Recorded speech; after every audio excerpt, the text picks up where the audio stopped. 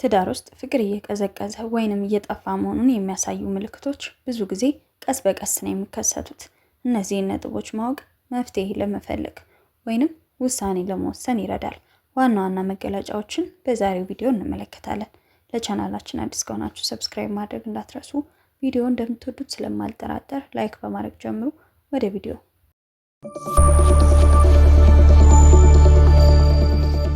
አንደኛ፣ የሀሳብ ልውውጥ መቋረጥ፣ ዝምታ መስፈን። ወሳኝ በሆኑ ጉዳዮች ላይ ከመነጋገር ይልቅ ዝምታን መምረጥ።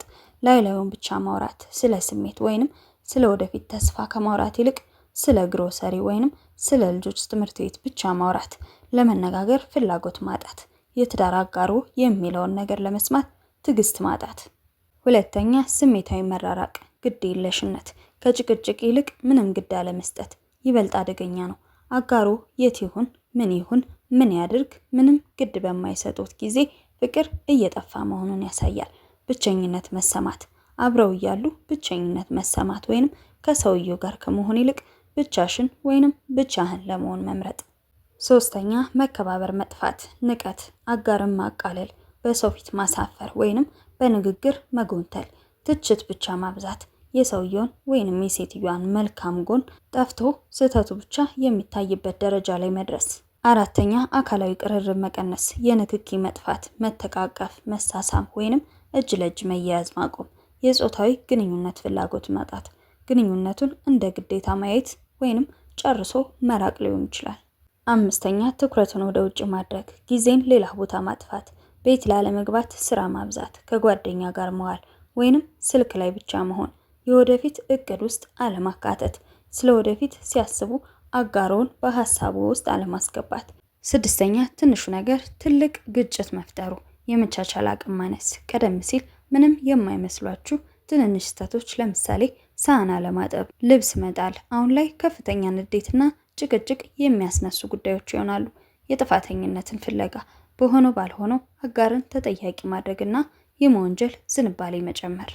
ሰባተኛ፣ የግል ነፃነትን ከመጠን በላይ መፈለግ፣ እኔ የሚለውን መጠሪያ በተደጋጋሚ መጠቀም፣ እኛ የሚለው ቃል ቀርቶ በንግግራችሁም ሆነ በሀሳባችሁ የኔ እና እኔ የሚሉ ቃላትን በበላይነት መጠቀም። ሚስጥራዊነት፣ ስልክን መደበቅ፣ የገንዘብ አጠቃቀምን አለማሳወቅ ወይንም የት እንደነበሩ አለመናገር፣ ይህም አንድ ነገር ነው። ስምንተኛ፣ የቅናት መጥፋት፣ ብዙ ጊዜ ቅናት የፍቅር መገለጫ ተደርጎ ይወሰዳል።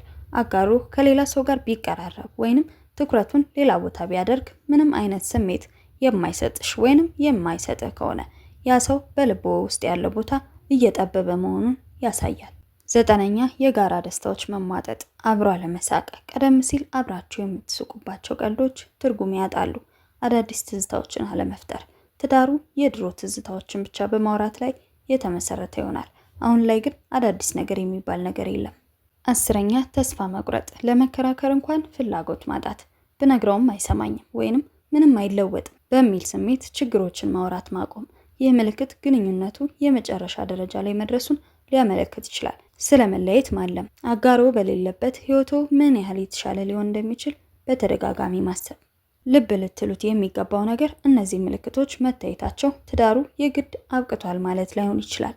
አንዳንድ ጊዜ ድካም፣ የገንዘብ ጭንቀት ወይንም የጤና እክል እንዲህ አይነት ስሜት ሊፈጥር ይችላል። ዋናው ጥያቄ ሁለታችሁም ግንኙነቱን ለማስተካከል ፈቃደኛ ናችሁ ወይ የሚለው ነው። ለዚህም ምን ማድረግ አለባችሁ? እነዚህ ምልክቶች የታዩት በሁለቱም ወገን ከሆነ አንደኛ፣ በግልጽ መወያየት፣ ፍቅራችን የቀዘቀዘ ይመስለኛል፣ አንተ ወይንም አንቺ ምን ይሰማሻል ብሎ መጠየቅ የመጀመሪያው እርምጃ ነው። የባለሙያ ምክር ለማግኘት መሞከር፣ አንዳንድ ጊዜ የሶስተኛ ወገን ወይንም የጋብቻ አማካሪ እይታ ነገሮችን በግልጽ ለማየት ይረዳል። ራስን መጠየቅ፣ ይህንን ትዳር ለማዳን አሁንም ፍላጎትና ጉልበት አለኝ የሚለውን በሐቀኝነት ለራሳችሁ መልሱለት። የዛሬው ቪዲዮ ይህንን ይመስል ነበር። በቪዲዮ ላይ ያላችሁን አስተያየት ኮሜንት ሴክሽን ላይ አስቀምጡልኝ። ቀጣይ በሌላ ቪዲዮ እስክንገናኝ ሰላም ሁኑ።